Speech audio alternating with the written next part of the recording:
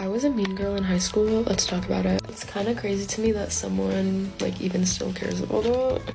And sometimes I say things before I can think them through, so I see why people would think I was mean, but I really wasn't mean unless you were like rude to me. You clearly have no purpose in my life and need to like get a life. Go travel, go meet people, go talk to people, go make money, y'all. But I do have a hot take on this. I think bullying is something that has to happen when you're young. Something from like an evolutionary or like biological standpoint. And I've always thought this way, and I will probably continue to think this way. It's giving like evolution theories. It's giving biological things. Hi everyone, and welcome back to a new video if you're new here. Hi, my name is Rachel, and I make videos on pretty much whatever interests me at the time. Here you'll find some book reviews, some poetry analysis, some artsy stuff, as well as a lot of intersectional feminist content, a lot of pro-LGBTQ+ content, and maybe a little bit of science and history along the way as well. Basically, I just want to try and entertain you while maybe learning a little something along the way, with a big focus on inclusivity. Today's video is a little bit different because we are going to be reacting and I guess essentially reviewing and talking about a TikTok video, and that's not something I really do very often here on this channel because I'm kind of a bit old and I feel a bit out of my depth with TikTok. Like, a lot of the stuff on there just kind of goes over my head, like the jokes, the references, the general way people interact with each other. I think I'm too old for it.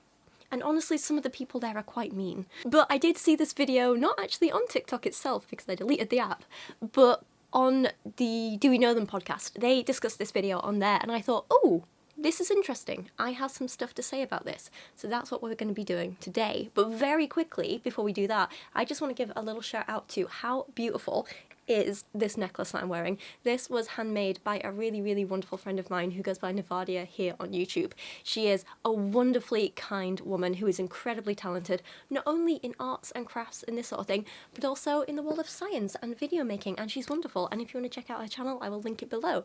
But I just thought this beautiful piece deserved a little bit of a shout out and attention because I think it's one of my favourite things I own, and I am going to treasure this forever. I love it so much. I've been wanting to wear it in a video for ages, but I just haven't had like the right outfit to go with it, and I just thought when I got this top the other day I was like, yes, let's do it. So anyway, shout out to Navadia and thank you so much to her for making me this absolutely stunning piece. So this video that we're going to be talking about today, let me just turn my screen a bit. This video is titled I Was a Mean Girl in High School, Let's Talk About It. And again, just to extend a little thank you to the person who re-uploaded this to YouTube so that I could actually watch it. Now, I'm going to be honest, before I actually saw this video and only heard about it, I was actually quite excited to watch this based on the title alone. I felt very optimistic. Now I realise what an idiot I was, but I thought this was going to be a woman talking about how, you know, she was mean in high school and now she's older and she's learned from her mistakes and she regrets her behaviour back then and she's grown from it. And I was like, you know what, that's actually something that I think we could all learn a lot from. I think that's something that I would definitely be interested in watching and I think would help a lot of people, you know?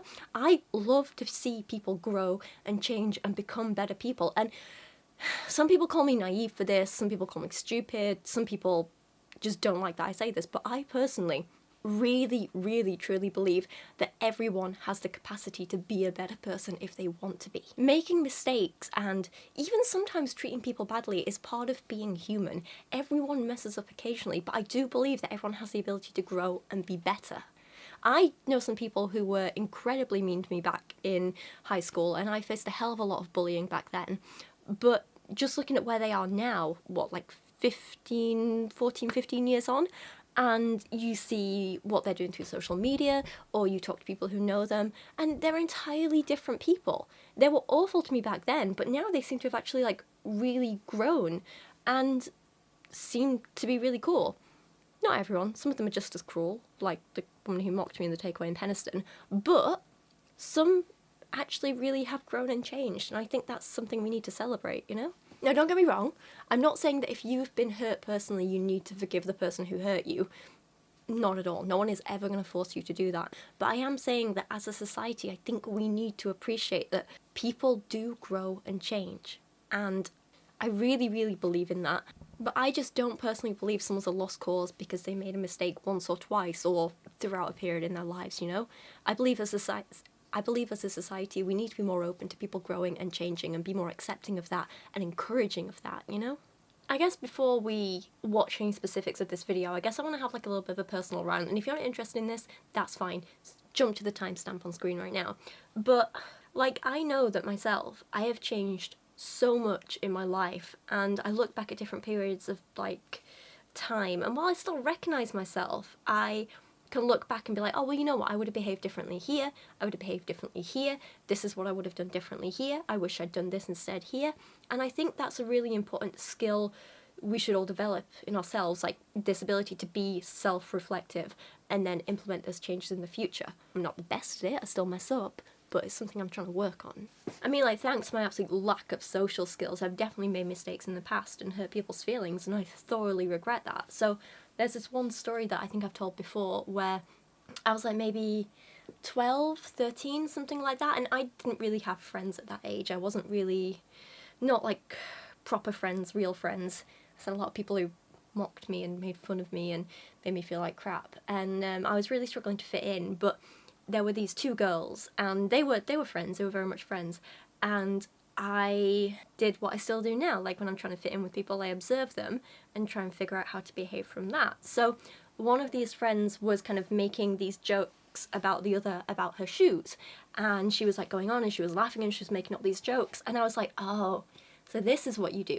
You make jokes with your friends like this, and that's how you get involved. So I started laughing along, and I made a comment about like, you know, like at one point I chimed in with something like, oh yeah, and don't forget about the pink shoes or whatever. And then not long after that moment I realised, hang on a minute, the friend isn't in on this joke. It had completely just like gone over my head at first. And it turns out that the friend who was like the butt of these jokes was actually really, really upset by it. Understandably now looking back. But at the time I thought this was just like one friend, you know, like having fun with the other, but it turns out no, she was like actually mocking her and like making her feel bad, and I was like, crap. And to this day I feel bad that I laughed along with that and like said something to be a part of it, because I didn't understand what I was doing. I was just trying to emulate others to fit in and be a part of things, but that inadvertently really, really hurt someone's feelings. And while that's an explanation for what I did, it doesn't excuse what I did, and to this day I still feel terrible about it and regret it, and now I put even more effort into my behaviour and my interactions to make sure I don't do that again. And I still mess up sometimes, but generally I feel like if I'm not sure what the reaction is going to be to me saying something, I'd rather just not say it, you know, because I don't want to make that mistake again. I don't want to hurt people's feelings. And it's not just social interactions too. I know that my content on YouTube has changed over the years, and I've definitely made mistakes with some bits of it and not others. Like when I first started YouTube, my ex, not in so many words, but basically encouraged me to not make feminist content. He actively encouraged anti-feminist content, to be honest, and kind of told me I needed to pander to that crowd a bit, and he sometimes told me it wasn't a good idea to be as outspokenly feminist as I wanted to be. So I did that. I did what he said I should do. I did what he told me audiences wanted to see, and I honestly hated it. It felt inauthentic, it felt just morally wrong, and I absolutely hated it. And I don't know, I wasn't having as much fun with videos back then because I wasn't being myself. I wasn't speaking up for the beliefs I actually believed in. Words. So then when I broke up with him, I feel like I did make a big kind of pivot in my content to being more authentic and more real, and not being afraid to call myself a feminist, not being afraid to speak out about, like, you know, issues around inequality and everything, and this stuff that he kind of told me not to do before. So again, that's regret and something that I feel I did wrong that I learned and grew from. Another example would be like sometimes you make mistakes in your videos because you work with the information that you have, and then sometimes it turns out that you missed information or new information comes out and you have to make changes based on that. And while I'm trying to like kind of learn and grow from that sort of thing, one of the things I still haven't learned is how I'm supposed to handle that and portray that like on a public level. So like one of the examples would be back when I myself just got out of an abusive relationship where there was domestic violence and it was horrible. I watched a lot of coverage of the Johnny Depp and Amber Heard trials, right? Because that was what was happening at the time. Not the second trial that got the most attention, but the earlier one, right? And the stuff that I saw really made me side with Depp. The clips that I saw of everything, I was like, oh yeah, like I understand why he's doing that, like, and I was on his side. I absolutely was at the time. So I made a video about it, and in it I kind of spoke mostly about my experiences with my ex, but then compared it to some of the Johnny Depp Amber Heard stuff. And then after I made that video, a little bit of time went by and I started doing more and more research, and that's when I came across things like the text from Johnny where he was like threatening violence and rape against Amber, and I was like, crap, I've made a mistake. And like, it completely changed my perspective of what happened there. And then the second trial happened and I was like, yeah, my perspective has definitely absolutely changed. So I was like, what do I do about that video? And this is something that I still don't know how I should have handled it and what I should do. So like, because I'm not going to say like now I'm completely 100% on Amber's side, but I am going to say that like that situation is complicated and I don't want to take sides in a relationship that I don't really know anything about. But what I can say is that I am absolutely not on Johnny Depp's side, and I think a lot of what he did was absolutely unacceptable. My opinion changed, and I no longer have that opinion that I put forward in that video, so I was like, what the hell do I do about it? So I didn't want to take the video down because a big part of it was about me sharing my own experiences with abuse and domestic violence, and being able to speak out about that publicly for the first time was like a really empowering thing for me, and I'm still proud of myself for putting it out there in that video, and I wanted to keep that public for that reason. So I added like notes to the video, like in the video description and as a pinned comment saying that my opinions had changed and that sort of thing. But people were still really mad that the video was up, so I was like, okay then, well I better just take the video down completely.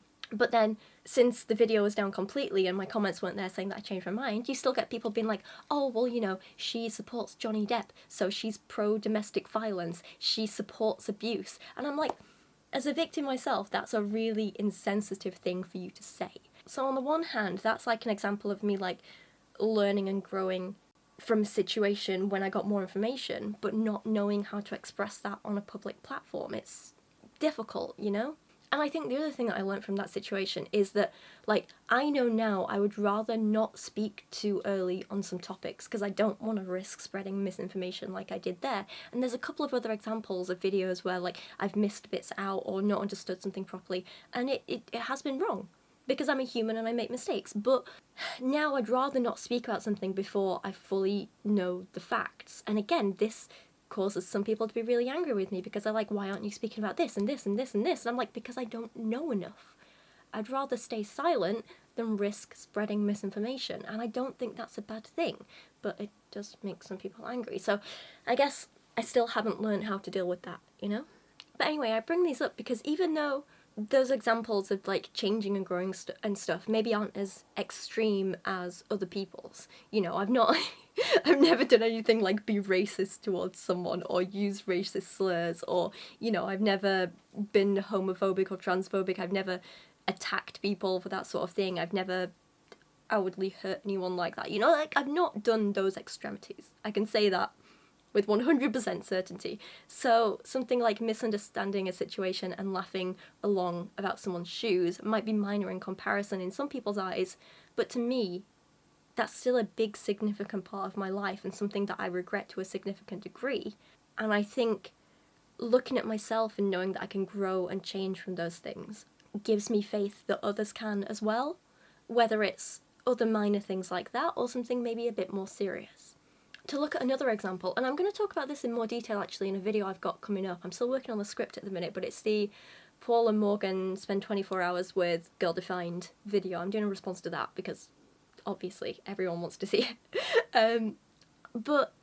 So I'm going to talk about this in more detail then, but to give you a very brief summary now. I've been incredibly critical of Girl Defined in the past. That's no secret, I absolutely have, and in particular Bethany Beal. But as you may have seen in the video I did on Bethany last year, the saga of Bethany Beal, which was a deep dive look at her content from kind of like the beginning of posting to, well, up until when the video was put out. She's done some harmful things in the past, but I really do see growth, and I do think in a lot of ways she's changing and growing for the better. She's still got some harmful beliefs, don't get me wrong, but the progress that we're seeing, although slow, is clearly there, and I don't think that's something we should overlook.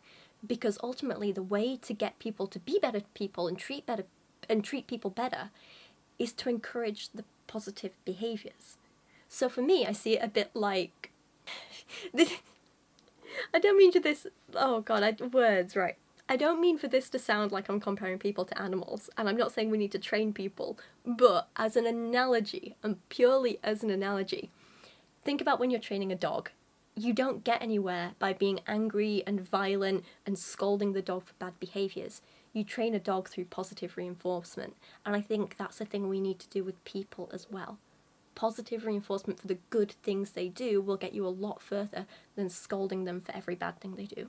Sometimes people need the critique and they need to know where they're going wrong, but I don't think it can be all angry, shouty, you know? Like, imagine you're... Well, I know a lot of you in the audience have, like, dogs and cats and pets and things like that. Oh, actually, side note, I love it when you guys send me photos of your pets. I've had photos of people's, like, snakes and frogs and rats and dogs and cats and birds and, oh god, I love them all. They're so good. Oh, side note, I really want a frog one day. I love frogs so much.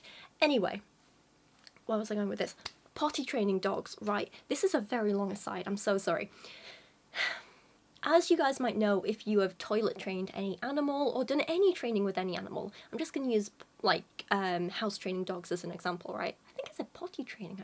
Anyway, when you're house training a dog, you have to do it in steps, right? So first they're going to have accidents. It happens, it absolutely does. But you can't scold them for those accidents and make them feel ashamed and make them feel like peeing in general is a bad thing. So you need to do positive reinforcement. When they have an accident, you move them to a puppy pad, and then once they're there, you give them love and praise and attention. Now when they start using the puppy pad for peeing, you give them treats and love and care and attention. You move the puppy pad closer and closer to the door and give them love and treats and attention when they do it right. And then eventually you can move them outside and so on. Still, always reinforcing with the love and treats and attention when they do something positive. But during that process, the puppy's still going to mess up occasionally. They're going to not get to the pad in time, they're going to not realise they need to go and not ask to go out in time, they're going to have accidents, they're going to slip up. And you can choose how you want to react to that. Are you going to start shouting at the puppy going, see, I knew you'd mess up, you'd never change, you're always going to have accidents, get out of the house? Or are you going to say, hey, it's okay, back on the puppy pad, here we go, we'll try again. Same as if your dog has had frequent accidents and then they start using the puppy pad, are you going to reward them for doing that? Or are you going to say, I don't know, you still had accidents in the past, don't trust you, I'll never trust you again, get out the house? No, of course you're not.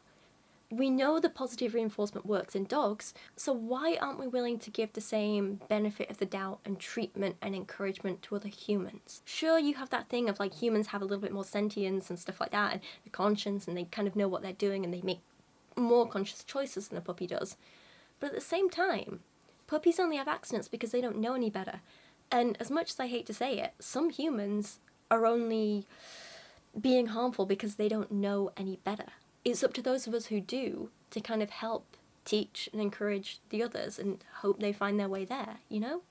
So anyway, point is, that's the discussion that I was hoping we would have in this video. That is the discussion that I was hoping that I can't even speak. That's the discussion that I was hoping this TikToker would have in this video, but that's absolutely not the case at all. This video is made by a woman called Liana. I think she's about 22. And it's really, really frustrating to watch because there's no self-reflection, there is no learning, no remorse, no regret, no compassion for other human beings. Nothing. It is incredibly infuriating, it's incredibly frustrating, it's demoralising because you're like, oh god, can people be this selfish? So, let's have a watch. I was a mean girl in high school. Let's talk about it. There was a comment someone made, and it basically said something to the effect of, I'm so glad to see that I'm still the same mean girl that she was in high school. This comment is so silly goose. Let's get the serious bit out of the way first, okay? I didn't quite hear what she said at the end there. I don't know if the hand signal thing meant anything. Not down with the kids, I'm too old for that. But, can we not drag silly geese into this, please? No, this is the least egregious thing she's done. I just thought it was funny to kind of bring up, because me and Kieran affectionately call each other silly geese when we do something silly. And he literally bought me a silly goose just last year, so I can always keep her on my bookshelf and by my desk, to remind me that my silly goose Kieran always has my back. And I made him a Silly Goose Christmas card for our first Christmas together. It's all very cute. We love silly gooses. Gooses. Goose. Yes. The difference is me and Kieran call each other silly geese when we do something silly. Like, I had a very embarrassing slip up in my words in front of a taxi driver the other day, where... no, I'm not telling the story. It was very embarrassing. Basically, a taxi driver had to wait for me for like 3 minutes because I had to run to the bathroom to puke because of period cramps. And I came back and I tried to explain to him, I was like, oh my god, I'm so sorry, period emergency. But it didn't come out like that. Because I was in pain and I was all flustered and I was hot and I just puked, my words came out as, oh my god, I'm so sorry, I just had a penis emergency. So Kieran is currently calling me a silly goose over that. Which is 100% fair. That's been keeping me up at night. Like, oh god. You know when you try and get to sleep and something embarrassing flashes back in your head? That's what's playing on repeat for me at the minute. So embarrassing. Anyway, that's the general use for the term silly goose. Harmless but silly, slightly embarrassing stuff that you do. Not, I don't know, bullying someone. Bullying someone is not silly goose behaviour, okay? Let's not. Okay, silly goose aside, let's get into the serious stuff now. I went to high school over 4 years ago, so it's really been a minute. It's kind of crazy to me that someone, like, even still cares about it. This is conflicting to me because 4 years both is and isn't a long time in the grand scheme of things, you know? Once you get older, and I mean older than me, you know? Once you get older, you'll realise that 4 years really isn't that much time and it will just pass in an instant. But at the same time, 4 years is a long enough time to have self-reflection and growth and change parts of who you are. So it both is and isn't a long time. Here's the thing that Leon is missing though. Those teenage years, so what is high school? In America it's between like, what, 14 and 18? In the UK it's 12 to 16, right? So let's just call 12 to 18 what we're talking about here in general. Those years are so important for our development as people. It's when we're trying to figure out who we are, navigate new social situations, learn about the world around us, find our place in it. And on top of that, we're dealing with puberty, academic pressure, peer pressure, pressure from our parents. Some of us were having to work at the time too, I know I was. Not to mention the kids who have to deal with added pressures on top of that. Like I had undiagnosed autism that I was struggling with. Some kids have disabilities, you have other types of neurodiversity, that word was not coming to mind then. You have some kids who are carers for other relatives or parents, some kids who have kids of their own, you have some kids who are helping raise their brothers and sisters. Lots and lots of stuff going on at that age as you're forming your personality, your identity, who you are, as your brain is developing at a rapid rate. So the things that happen to us at that age, especially when they're traumatic, do absolutely stick with us whether we want them to or not. So Liana just saying, oh, it is 4 years ago, get over it, is incredibly short-sighted and ill-informed. It's incredibly short-sighted, it's ill-informed, it's just an insensitive and incorrect way of looking at things. When you've been through trauma, you can't just turn it off, no matter what the Mormon church tells you. Turn it off like a light switch, just go click. It's a cool little Mormon trick. I mean, I've been out of high school for like, what, 15 years now, nearly? And I still have nightmares about the bullying I faced there. The way that, like, people would... They'd made it a game to see who could make me cry first and who could make me run out of the classroom first and stuff. It was like I had whole classes of kids essentially shouting abuse at me. It was horrific. And I do still have nightmares about that to this day. So it's not a matter of, oh, it's been a few years to get over it. Because it sticks with you, you know? For years, I would literally have flashbacks and breakdowns, like walking down the street. If I saw, I don't know, a bunch of teenagers laughing together, it would just trigger the trauma in my head and I would be an absolute mess. It was embarrassing for me. Do you not think I would just turn that off if I could? And the coping mechanisms that I started using back then at the time, where I would burn my arm on the dangerously hot radiators in the old buildings, or I would scratch myself, I would dig my nails into my arms, and eventually I started cutting myself. Those coping mechanisms are so ingrained in my head that I still turn to them to this day, even when it's to my detriment. I mean, hurting yourself is always to your detriment. I do not at all encourage it. It's just something that I still struggle with to this day.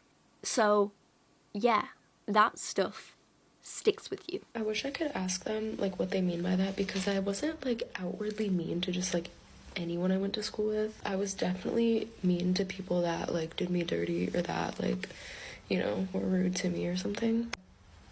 I don't know. So I'm not going to comment on specifics here because obviously I don't know this woman. I don't know the person who called her out. I don't know what happened in this particular situation. But I will say this. I can understand when you're a kid lashing out at people who make you feel hurt. When you're that young, you have no emotional stability, you have no maturity, you're a raging bundle of hormones. And while I don't condone maybe being mean or rude or nasty to someone who was mean or rude or nasty to you, I don't condone it, but I do understand it. And I think that's something that we can understand that people do learn and grow and move on from. What I don't understand is how you can grow up and now be an adult and still be trying to justify this behaviour.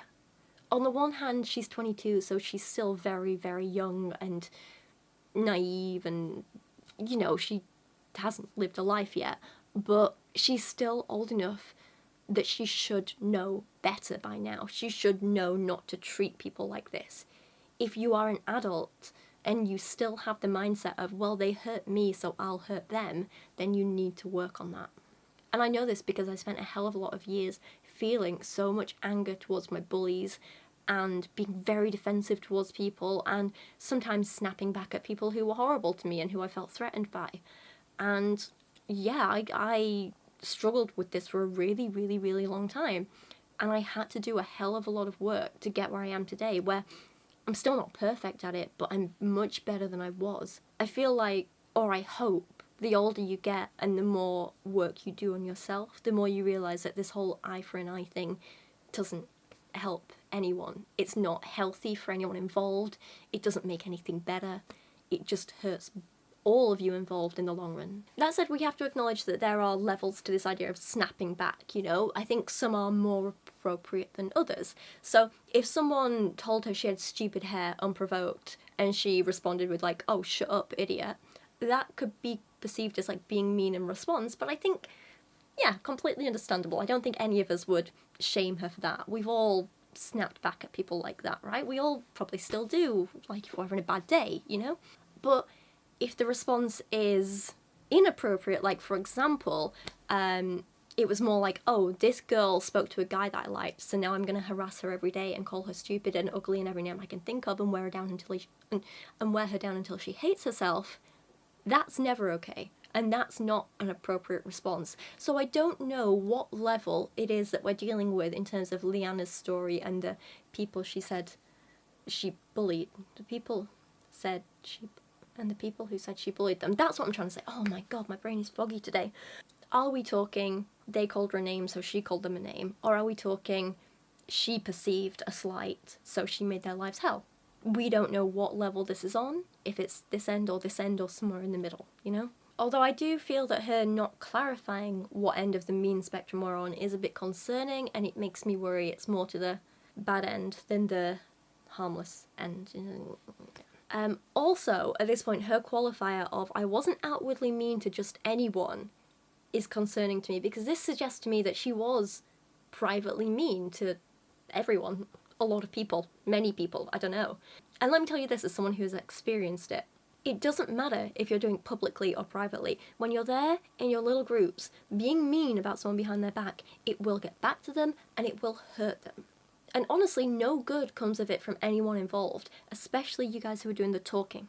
Now, I get why people do it, you know? It can be a bit of a rush, can't it? I've fallen into this trap before, I absolutely have. You say something mean about someone and it can make you feel better about yourself.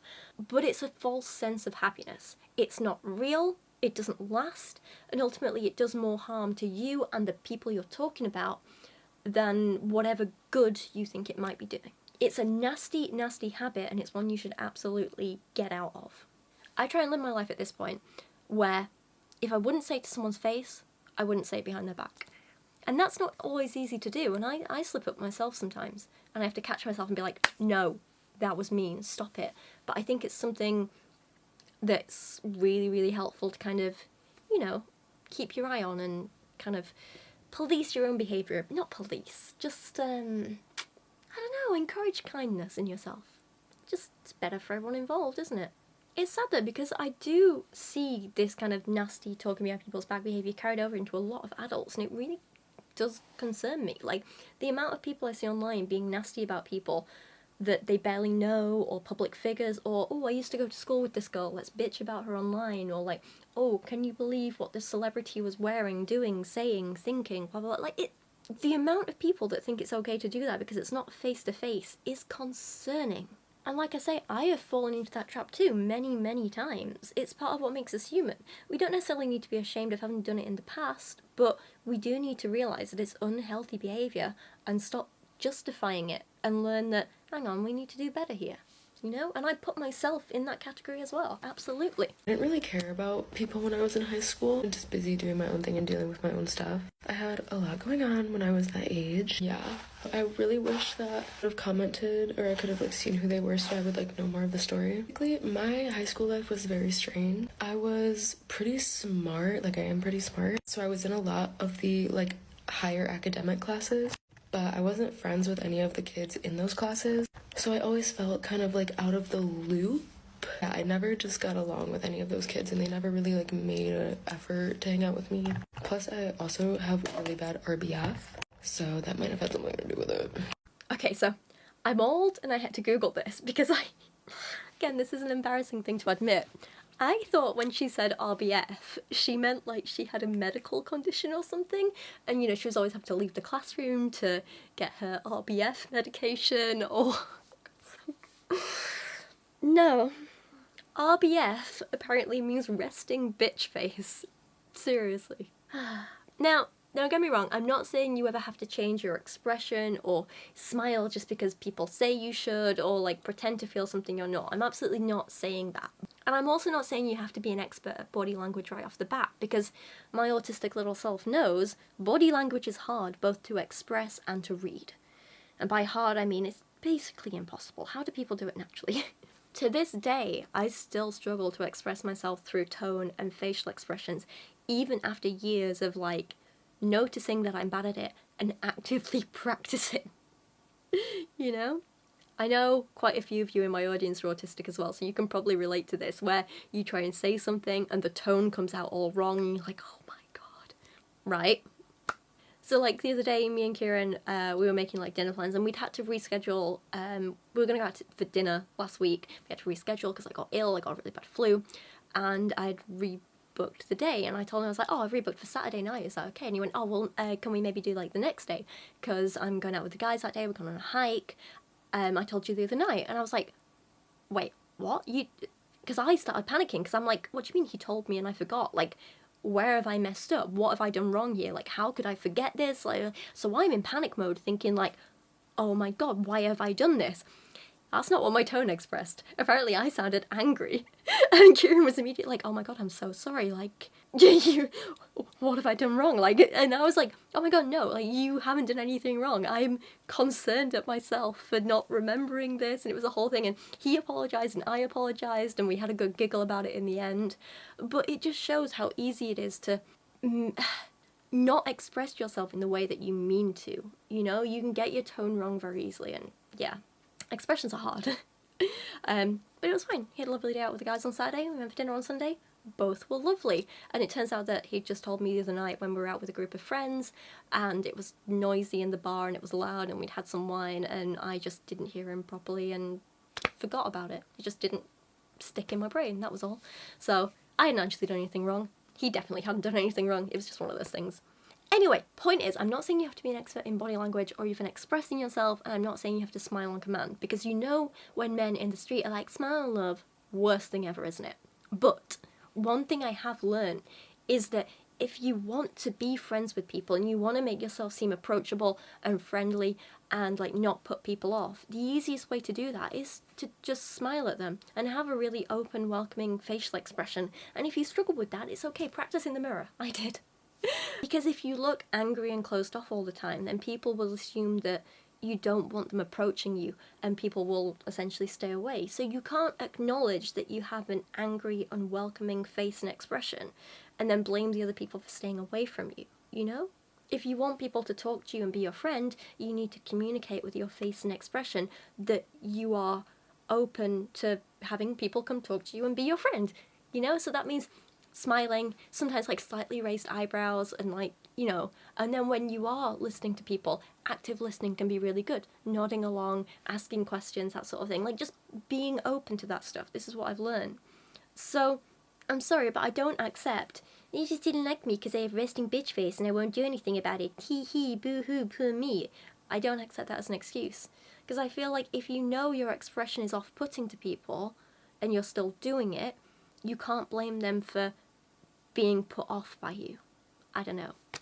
Of course, if you don't want to be approached, absolutely fine. Stick to whatever you want to do. All good. If you want to be left alone, look however you want. No one's telling you have to put on a performance for anyone else or whatever. You don't need to pretend you're having a good day when you're having a bad day. You don't need to fake emotions, expressions, anything like that. But if you do want people to approach you, you need to be approachable. That's one of the things I've learned and actively had to try and learn how to do, you know, and how to present myself like that. Because while wanting to be friendly and approachable comes natural to me, actually expressing that doesn't. So, yeah, one of those things. And I can be very, like, outward spoken, like, I'm pretty extroverted. And sometimes I say things before I can think them through, so just putting some oil in my hair. I definitely see why people would think I was mean, but I really wasn't mean unless you were, like, rude to me. Again, I can't say for certain, given we don't know the context of this or any of the details about what she actually did or said, but this is kind of a little bit of a red flag for me. So many people do think they can get away with saying awful stuff to people because I just say what's in my mind. I don't think before I speak, as though that's like cute and quirky and gives them a pass for saying anything, but it doesn't.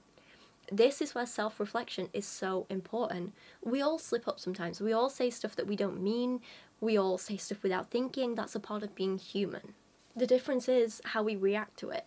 Do we go away and reflect and learn and try and do better and in the future apologise if appropriate and necessary? Or do we just accept, hee hee, this is who I am, sorry if you think that makes me mean, and then continue to knowingly hurt people with our behaviour? Because it really, really shouldn't be the latter, but that's what Liana's saying that she is doing here, and that's concerning. But yeah, like I said, I was in high school over 4 years ago, and I was in the COVID class, so I wasn't even going to school, like, probably for a month before our school closed because I was doing my own thing. I've traveled a lot in the past 4 years. I've met a lot of different people, been in a lot of different places, and learned a lot of life lessons. So I don't really think about high school anymore.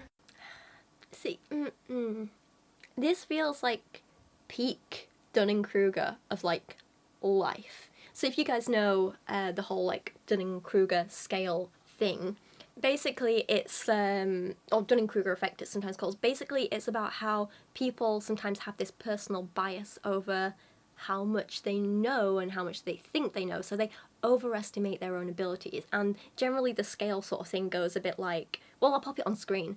Basically, as soon as people start to gain a little bit of knowledge, they start to overestimate how much they think they know, and they think they know everything when in reality they know like this much. And then you reach this peak where you're like, oh crap, I know nothing, and your knowledge goes up a bit, but then your perception of your knowledge goes woof.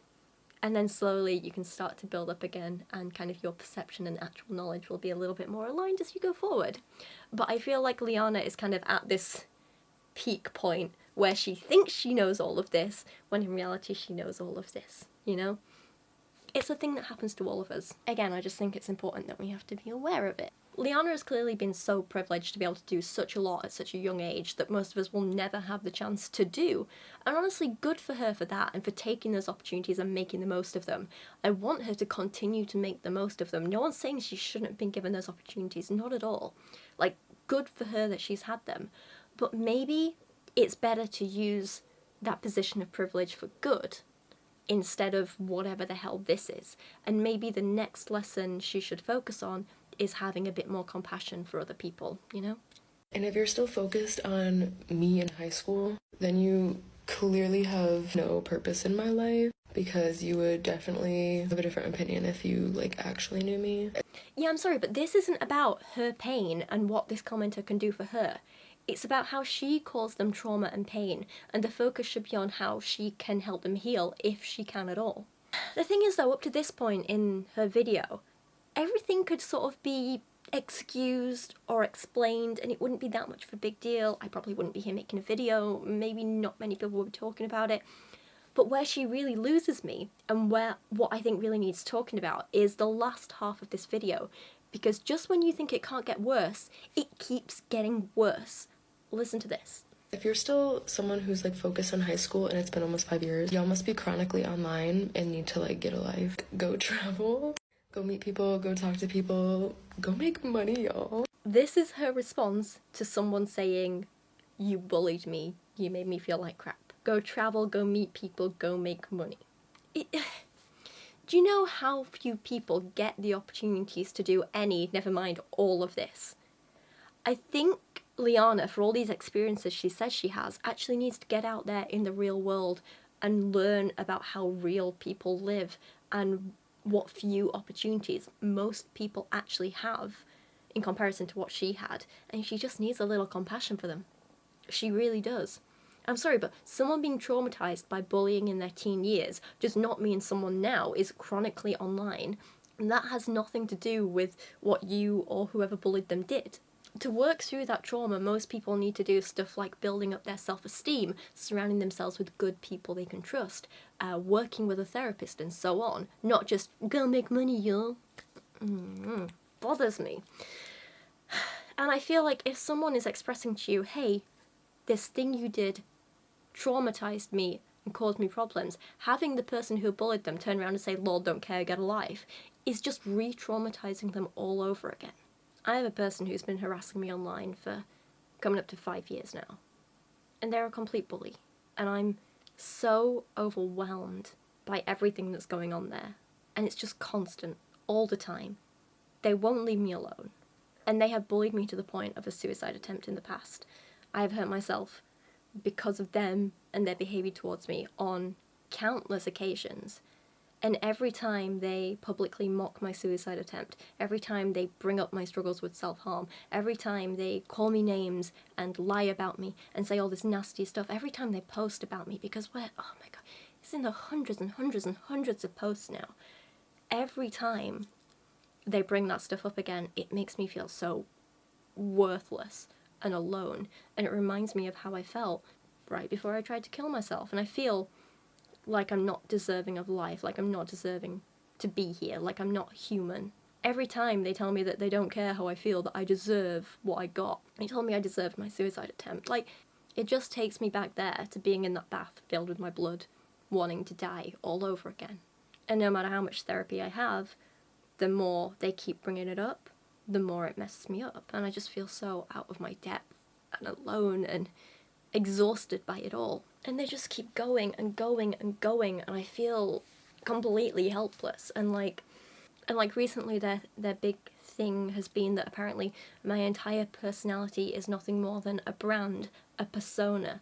And like, do you know how dehumanizing that is to have everything at your core, like your values, your beliefs, your personality, your actions, the things that you put love and time and care into creating, to have them called nothing more than a fake brand. Like it just makes me feel like, well, if I'm not the person I think I am, then who am I? I'm no one. It just, I don't know. Basically, their thing at the minute is telling everyone that I'm an evil mastermind who hates everyone and is just pretending to be nice to earn money, which is the stupidest thing I've ever heard. And I think the worst thing is that people are like starting to believe their lies and this nonsense that they're making up, and there's nothing I can do to combat it that they don't then use against me. I've publicly spoken out before and gone through their lies like bit by bit and said, this is wrong, I haven't done this, I'm not like this, these are not my beliefs. And people were on my side back then, but that just got them to attack me more and more and more and more, and just like doubled down on everything they were saying. So then I spent like years just not saying anything publicly, and that just gave them free rein to say more and more and more and publish like 40 videos in a year. So then I was like, finally, look, I'm like drowning here, I'm dying. They're not going to stop until I'm dead. So I filed a harassment report with the police, and they've told everyone that I'm weaponizing police violence. So I'm like, okay, well, I'll speak to a lawyer and start a defamation case, because this is ruining my life, my livelihood, my mental health, and apparently I'm weaponizing draconic laws, because it can't possibly be them that are wrong, it's the laws that are wrong. I'm emotionally exhausted by all of this. Like, do you not think if I was really a bad person, after 5 years, I would have just given up by now and given in? If I didn't really believe the things that I believe, and I wasn't really passionate about the things that I talk about, do you not think I would have just stopped by now? And if it was really about money, do you really think I'd be making, like, little videos about feminism and equality and LGBTQ plus rights? That's not where the money is. If I'm secretly a right-wing Nazi, like they tell everyone I am, then surely I'd be making that content, because that's where the money is. Like, right-wingers and Tories and Conservatives and whoever, like, they're the people with the money, you know? If I wanted to just say some crap to make money, that's where I'd be. You don't get anyone funding people calling out gender inequality and calling out transphobia and homophobia and stuff like that. The money isn't in this side of things. If I'm grifting, I'm going about it completely the wrong way. But I'm not grifting. I'm not faking. This isn't a personality. This isn't a persona. This isn't a brand. It's just me. And I speak out about the things I believe in. Like, I'm not gonna deny there are times I have to, like, perform on camera, essentially, like, you know, if I have a bad period and I've got cramps and, you know, I have to pause filming to go off and puke in the toilet and then come back and pretend that nothing's happened. Or, like, when I'm having, like, a sad day, sometimes you have to hype yourself up and pretend to be happy, like, when you start filming, and then after 5 minutes, like, you know, and you realise you're passionate about what you're talking about, the real happiness does kick in. But that's different to, like, faking the fundamentals of who you are. And I don't know how anyone could keep that up for, like, their entire life, you know? You can't fake caring about people and believing in equal rights and wanting justice. Like, and, well, if you can, then I don't know what to say, that sounds terrifying. But, like, I mean, like I was saying earlier, I'm autistic. I have enough trouble expressing my genuine emotions sometimes. Do you really think I have the ability to fake emotions and then present them constantly on a camera? I don't know what to say. I don't. And let's be honest here, right? Let's say I really am this awful, evil, terrible, angry person who hates everyone, and I'm a secret racist, and I'm a secret transphobe, and I want everyone to lose their rights for everything, and I'm not a feminist, I'm actually an anti-feminist. That's what I've been called. I'm a right-wing anti-feminist, apparently. Me. Let's say all that is true, then what do I have to gain out of saying the exact opposite for my entire life on camera? Because it's clearly not money. Why would I sit here for years encouraging beliefs and thoughts and behaviour that are the antithesis of everything that I apparently personally believe? It makes no sense. I don't know. Sorry, look, I got very off topic there. Oh, I've been having a bad week. I've been having a really bad 5 years. I'm completely exhausted and I'm lost and I don't know what to do. I'm gonna take a break. I'll be back in 2 minutes. I just need to go have a little cry. Okay, right. I'm back. I went to go play with Kubi for a bit and have a little cereal bar. Okay, back to the video, what you're here for. Sorry, anyway. The last bit of my video on the script just says, oh yeah, because we're talking about, like, the effects of bullying and stuff. I can guarantee that if this woman did bully anyone, her just not caring and telling them to get over it is going to cause them so much more emotional hurt and damage, it's not even funny.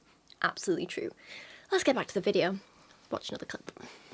But I do have a hot take on this. I think bullying is something that has to happen when you're young. Something from, like, an evolutionary or, like, biological standpoint. And I've always thought this way, and I will probably continue to think this way. If you're someone who's being bullied, you kind of, like, to learn to stick up for yourself, or, like, learn to have more confidence in yourself. I don't want to sound mean here, but I don't think I've heard a stupider, more incorrect take on bullying than this. Bullying does the exact opposite of this. Bullying wears down your self-esteem. it makes you feel worthless and useless and alone. And people respond to that in two different ways usually, unless they're helped in some way. These aren't the only ways, but it's just a thing. They'll either have such low confidence that they themselves will become more vulnerable and, I guess, more vulnerable to bullying and abuse specifically in the future, or they'll learn to lash out and bully other people who are more vulnerable than they are in order to try and regain some control. Bullying doesn't make you stronger and better and tougher. Bullying either wears you down or it turns you into a bully yourself. Either way is not good. There is no justification for bullying. I should say it does those things if you don't get help and stuff. You know what I'm trying to say. A 2015 paper in the Archives of Disease in Childhood titled Long-Term Effects of Bullying found that. Gonna read some sciencey stuff for you here. Are you ready? Children who were victims of bullying have been consistently found to be at higher risk for internalizing problems, in particular diagnoses of anxiety disorder and depression in young adulthood and middle adulthood between 18 and 50 years of age. Furthermore, victims were at increased risk for displaying psychotic experiences at age 18 and having suicidal ideation attempts and completed suicides. Victims are also reported to have poor general health, including more bodily pain, headaches, slower recovery from illnesses. Moreover, victimized children were found to have lower educational qualifications, be worse at financial management, and earn less than their peers even at age 50. Victims are also reported to have had more trouble making and keeping friends, and to be less likely to live with a partner and have social support. There's also more internal physiological problems as well that we absolutely have no control over. So, being bullied may alter physiological responses to stress, interact with a genetic vulnerability such as variation in the serotonin transporter gene, or affect telomere length, which affects aging, or the epigenome. Altered HPA axis activity and altered cortisol responses may increase the risk for developing mental health problems and also increase susceptibility to illness by interfering with immune responses. Another part of the paper says, chronically raised C-reactive protein levels, a marker of low-grade systemic inflammation in the body, increase the risk of cardiovascular diseases, metabolic disorders, and mental health problems such as depression. Blood tests revealed that CRP levels in the blood of bullied children increased with the number of times they were bullied. Additional blood tests carried out on the children after they'd reached 19 and 21 years of age revealed that those who were bullied as children had CRP levels more than twice as high as the bullies. So that might have been a lot of big words and a lot of sciencey stuff, but ultimately, bullying has a negative effect on your physical and mental health in ways that we can't even control. Now, this is just one study, and you can go and read it for yourself if you want. Like always, my sources and some further reading stuff are down in the video description. In this one in particular, I've also added some resources for basically anti-bullying resources, ways you can get help, ways you can help people around you who are dealing with bullying. And please remember that bullying affects people of absolutely every age. It's not just something that happens to kids. So there's some resources down there you can check out if you want.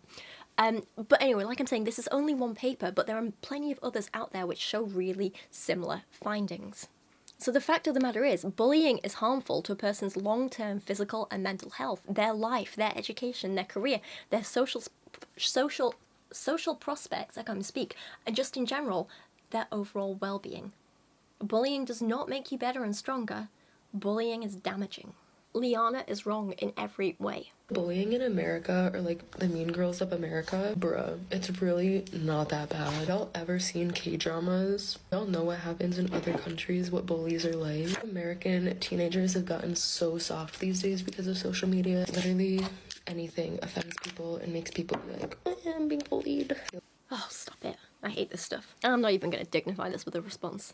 If you are being bullied, it's gonna help you grow up and be a stronger person, have your foot in life because of your experience. Unless you dwell on it for 4 years after high school, then that's just kind of sad. Once again, can we stop it? I can now understand why people call her a mean girl, because it's never okay to just laugh at someone's trauma like this. Just like, not at all. If you want to laugh at your own trauma, because that's a way of coping with it, fine, but you can't just do this about other people's. And then if you are someone that's bullying people, you never know what's going on in someone's life. Don't take it too personally. If someone's bullying you, they probably have something going on. Honestly, those people probably have some things that they need to work on themselves. Maybe that's all they know. But it's going to teach them, too, how to treat people. Like, on the one hand, yes, it's good to have compassion for people and try and understand what is making a person do these things. but that doesn't minimize what they're doing or make it excusable, you know? A person can have crap going on in their lives and still be responsible for their actions. Like, if a person's wife dies and then they go and get drunk because they're sad and then they drive drunk and they kill a kid, should the parents just get over it and stop dwelling on it? Because, well, he was sad, he had a lot going on in his life, didn't he? No, he still deserves the consequences. And it's the same with bullies. If you have stuff going on in your life and it makes you behave in an inappropriate way that you later regret and you've hurt someone or whatever, like, no one's going to necessarily blame you forever and say that it was completely your fault, but you only kind of get that forgiveness and get redeemed if you acknowledge that it was wrong and you apologise and you make amends, you know? Sometimes for a person, like, the consequences of living with the guilt of what they did to another person are enough punishment, in my opinion. But in this case, Liana clearly doesn't even believe that bullies should or would feel guilty, and that just confuses me so much. Like, it's an incredibly selfish mindset to have, and concerning. A lot of people that are bullies do end up having like higher social growth in life. I feel like there's some psychological backing to this stuff. I mean, I'm not saying like go out and be mean to people. It's just something that naturally happens and that kind of has to happen. It's giving like evolution theories. It's giving biological things. No, it's not. But if you're still dwelling on that from 5 years ago, now, I'll be real with y'all, I don't talk to anyone from high school. Sometimes I'll reach out every now and then if, like, something comes up. Definitely, like, I'm not friends with anyone from high school. I don't plan on, like, mending any friendships from there. Like, not to be mean, but at this point it sounds maybe it's more that no one from high school wants to talk to her, but what do I know? She then whines that people from high school watch her stuff, which is super sad, apparently, even though she does the exact same to them and watches their stuff, but it's different because she has like a whole 11,000 subscribers or something insignificant like that. I can't deal with this level of hypocrisy and the lack of self-awareness or compassion for others. And I'm sorry, but like having a bunch of followers doesn't mean it's okay for you to have bullied people. I don't know. After high school doesn't matter at all. You're 22, you really need to like get a grip and focus on like your priorities in life rather than like dwelling on the past, which is crazy to me. Now that I'm at like 11,000 followers, I don't have any profile views on, and like TikTok basically took that away from me. You just can't see profile views and stuff anymore. Before I hit that number, I would see people from high school watching my stuff. Fine, because like every now and then I'd watch their stuff too, and they thing where TikTok's like, are you interested in this profile? It always made me giggle when I would see people from my school watching my stuff. It's so crazy. All of the story, if you're being bullied in high school or you are a bully in high school, y'all, it's so overrated. High school is literally meaningless. I haven't used anything from high school in my life since I left. Yeah, I know. I can tell by how inarticulate you are and how you lack basic knowledge of what evolution is, for example. Like, clearly you didn't learn anything in high school, but don't crap on education. Plenty of us did learn stuff there and after and continue to learn. Education is good, education is important, education is useful, and education is something that not everyone has access to. And so those of us who do need to really, really appreciate it and understand how lucky we are. And I don't plan on rekindling any relationships from high school, and I don't plan on going to any of the reunions. These people literally mean zero to me now. And all of the things that happened in high school literally mean this to me now. Because I've had so many experiences and because I've learned so much from the 4 years I've had outside of high school. If you're still like reminiscing about high school and you're still hurt by something I said or did to you, I'm sorry. I probably don't remember it anyway. And you should probably get outside more. And this is where she ends the video, and this is not the mic drop moment she thinks it is. All she did was show everyone how callous she is, and that is not something to brag about. In conclusion, this woman scares me because of how little empathy she has for anyone else, and because of how self-centered she is in her rants here, and how little she knows about anything compared to how much she thinks she knows. Overconfident, ignorant, callous bullies are dangerous to society and people, and we do need to call them out. And that's what I kind of hope I'm doing in this video, while sharing some personal experiences and hopefully giving you an idea of the harm that bullying can do. And down in the description I've got some resources if bullying is something that you are or have struggled with, or someone you know is. Hopefully by talking about this stuff, Liana and people like her will see where she went wrong, they'll learn, they'll grow, but honestly, who knows at this point. I hope she gets better. I hope in a few years she looks back and she's like, damn, I was a naive kid then. But we'll see, won't we? For now, please let me know your thoughts down in the comments. And if you want me to respond to any more like TikTok videos and stuff like that, or shorter videos like this, then please let me know, because I'm always open to suggestions. But yeah, thank you for watching today. I'm now just going to record a little outro bit that I can play in all my future videos as well, because I always forget to do the self-promotion-y bit, so I figured if I just pre-record something in one video, I can pop it on the end of all the other videos, right? You ready? This is like your little behind the scenes view here. But yeah, no, seriously, thank you so much for watching today. I'm just going to jump in here now with a little bit of self-promote-y pre-recorded nonsense, because I always forget to do this. So if you did like this video, then please don't forget to leave a like or leave a comment, or both, because it really helps with getting more people to watch my videos. Feel free to share it around on social media if that's something you would like to do. And if you're new here, it would be absolutely wonderful if you would subscribe, or if you've been around a while, maybe just check you're still subscribed. That would be really great. Thank you.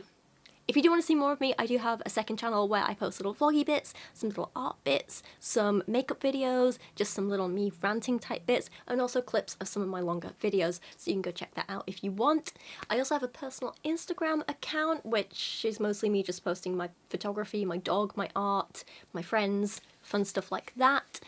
And if you'd like to support my channel, you can do that via either Patreon, where at the higher tiers you can get exclusive stickers and prints designed by me every 3 months, or you can go check out my merch, where I'm adding new designs all the time. My most recent one is this really fun Colleen Hoover t-shirt, which is like, I survived Colleen Hoover and all I got was this stupid t-shirt. I love this design, it's so fun and it makes me giggle every time I wear it. I'm also at the minute putting together some Colleen Hoover bingo cards for you that you'll be able to download free off my website, which is quite fun. So the next time we do a Colleen Hoover video, you can download one of the cards, play along, and check off the Colleen Hoover tropes as we go. It's gonna be really fun. If you want to check out my website and keep an eye for when they're available, it's just racheloates.uk. There's also a bunch of my photography on there, my art, some little rambling posts about makeup, some book recommendations, a little bit of everything. And just go have a look around if it takes your fancy. But anyway, if you have made it this far, thank you so much for watching today. I appreciate you so, so much, and hopefully I will see you again very soon. Bye.